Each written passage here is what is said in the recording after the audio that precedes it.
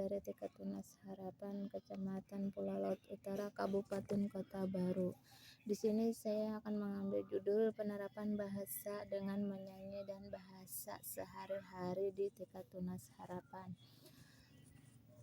Pendidikan multikultural di TK kami, TK Tunas Harapan, adalah penerapan bahasa dengan menyanyi dan bahasa sehari-hari di TK Tunas Harapan.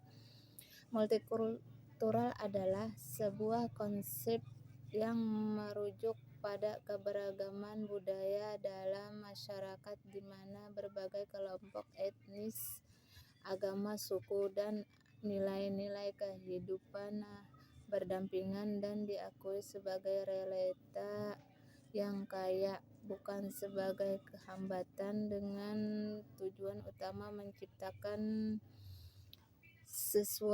kesatuan dan keharmonisan dalam perbedaan tersebut, seperti yang dicontohkan Indonesia dengan semboyan Bhinneka Tunggal Ika. Contoh di Indonesia adalah contoh nyata masyarakat multikultural karena terdiri dari beragam suku, bahasa, agama, dan adat istiadat. Suku, bahasa, agama, dan adat istiadat yang hidup dalam satu negara menjadikan masyarakat majemuk yang mengedepankan persatuan dalam keberagaman. Yang multikultural mencakup toleransi beragama, yaitu saling menghargai, ibadah, perayaan budaya beragam seperti Indonesia, Amerika Serikat, India. Kurikulum pendidikan yang inklusif, keberagaman kuliner restoran berbagai negara, dan penerapan kebijakan yang mengakui perbedaan seperti mengakui 2 bahasa resmi di Afrika Selatan. Anak usia dini merupakan masa anak usia di mana umur mereka tumbuh kembangnya dengan pesat dan cepat. Apa yang mereka tangkap dan dengar, orang-orang di dekat mereka lah yang ia lihat dan dengar serta ditirunya, di mana di dalam keluarga mereka apakah menggunakan bahasa Banjar atau menggunakan bahasa Indonesia atau bahasa Jawa.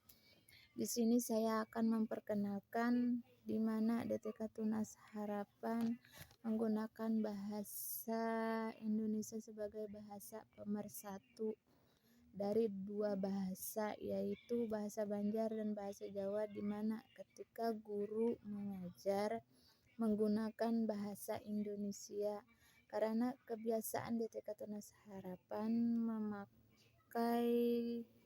memakai bahasa Banjar dan bahasa Jawa anak-anaknya. Jadi guru menggunakan bahasa Indonesia agar ke depannya anak-anak sudah tahu bahasa merupakan pondasi ke depannya dalam perkembangan kognitif dan sosial anak dini berinteraksi menghadapi dunia. Kenapa jadi belajar bahasa Indonesia? Karena bahasa Indonesia sebagai bahasa pemersatu dari berbagai macam bahasa. Misalnya